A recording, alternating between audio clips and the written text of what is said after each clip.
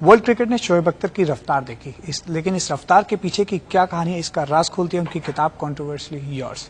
शोएब भाई, सबसे पहले बहुत बहुत मुबारकबाद इस किताब के लिए। Thank you very much. इस किताब का आइडिया आपके दिमाग में किस तरह है? ये सरफस कर रहा था काफ़ी देर से, कुछ 2-3 साल हो गए और 2 साल से हम इसको लिख रहे हैं और मैं ये चाहता था कि लोग मुझको जाने पहचाने, ये सब कि मेरी साइड की स्टोरी भी सुने कि मैं क्या कहना चाहता हूँ। सारी जिंदगी मैं उनकी स्टोरी सुनता रहा। इस किताब में आपने सचिन का जिक्र किया है कि सचिन आपकी गेंदों से डरते थे और खासतौर पर उसमें आपने फैसलाबाद के टेस्ट का जिक्र किया है। आखिरकार वो क्या वाक्य था? नहीं, मैंने ये कहा है कि देखिए भाई, आप बात का पतंगड़ मत बनाइए। मैंने ये कहा है कि उस दिन मुझे वो लगता था कोई कंफर्टेबल नहीं है शॉर्ट पिचेस से और मुझे लगा कि थोड़ा सा फियर है, डर है। और यहाँ पर अगर बात करें, आपने ये भी कहा था कि सचिन और द्रविड़ मैच फिनिशर्स नहीं हैं। देखिए, जब मैं खेला उनके साथ, जो मेरा पर्सनल एक्सपीरियंस था, तब नहीं थे। उसके बाद उन्होंने प्रूव किया। देखिए, जिंदगी है ही प्रूव करने का नाम। जब आप प्रूव करते हो तो आप माने जाते हो। रिसेंट सीरीज में आप में एग्जांपल्स हैं, सारी से आपके सामने हैं। लेकिन वो उन्होंने प्रूव किया, मैच जीते, टेस्ट मैच पूरा जीते। पूरा टेस्ट मैच जीतने के बाद तो आप you can take the credit.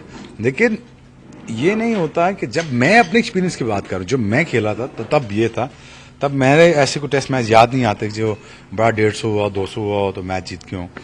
मैंने ये कहा था कि उन दिनों में ऐसा नहीं हुआ, लेकिन बाद में सचिन ने रन्स किए, इम्प्रोवाइज किया, ड्राइवर ने गेम चेंज की अपनी, तो फिर कहीं जाके वो इस स्टेटस पे आए जहां वो मैच विनर बन सकते हैं। उस एक दिन को अगर छोड़ दिया जाए, आपके दिमाग में सचिन के लिए किस तरह का परसेप्शन है? नहीं, इज अ ग्रेट प्लेयर। वो बहुत बड़ा आदमी है और बहुत बड़ा क्रिकेटर है और वर्ल्ड क्रिकेट को शुक्रिया अदा करना चाहिए सचिन का कि उसने ये गेम खेली। आपने अपनी बुक में आईपीएल के बारे में भी जिक्र किया है। आपने ललित मोदी पर सवाल उठाए हैं। आपने लिखा है कि शायद उन्होंने आपको चीट भी किया है। जो चीजें मैंने आईसीएल खेल सकता, बहुत सारे पैसे भी बना सकता था और मैंने उनके लिए छोड़ दिया, उनके कहने पे, और शाहरुख के कहने पे मैंने छोड़ा।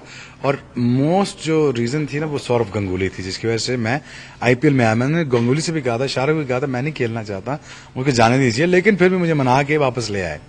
लेकिन I feel I was bit deceived. कहीं ना कहीं आपको ये भी लगता है कि शाहरुख खान ने भी कहीं कुछ आपको?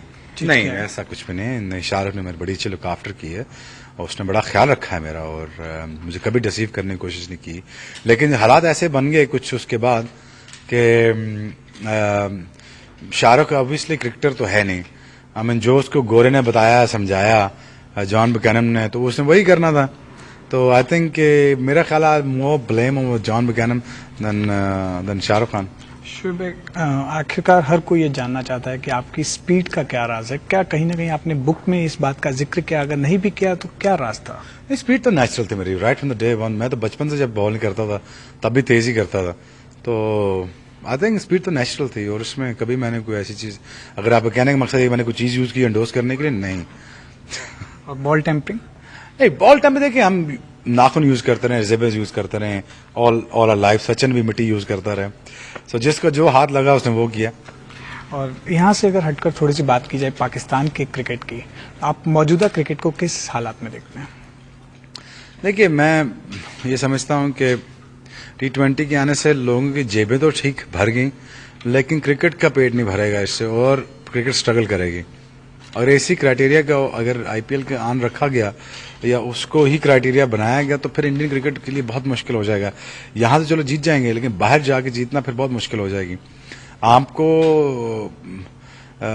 घोड़े और खच्चर में तो डिफरेंस लाना पड़ेगा और आपको लादा करने पड़ेंगे घोड़े अपने भागने वाले।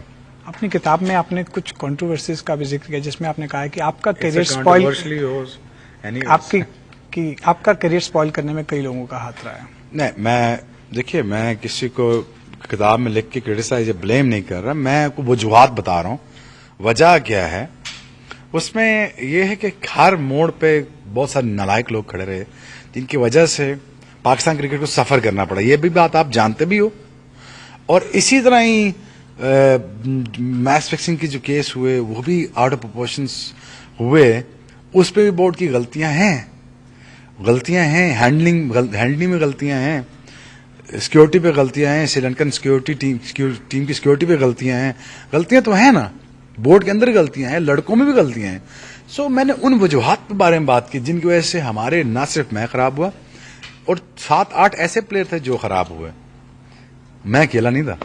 एक यहाँ पर अगर एक आखिरी सवाल कि जिस तरह से इस आपने बुक जो लिखी है, तमाम तरह की बातें होती हैं कि जब कोई भी बुक लिखता है वो शायद पब्लिसिटी स्टंट के लिए ऐसी बातें मेंशन करता है, आप क्या कहेंगे? आपको क्या लगता है, बुक पढ़ी आपने? बिल्कुल। नहीं, मैं तो अपने honestly spoken my heart out, जो मेरे ईमानदारी से जो मुझको लगता है मैंने वो लिखा और मैंने वो बताया। धन्यवाद लाइव इंडिया से बातचीत करने के लिए। Thank you. Thank you. तो ये थे शोएब अख्तर जो बता रहे थे कि उन्होंने जो भी महसूस किया अपने क्रिकेटिंग करियर में वही उन्होंने इस किताब में लिखा है। राहुल तो लाइव इंडिया दिल्ली।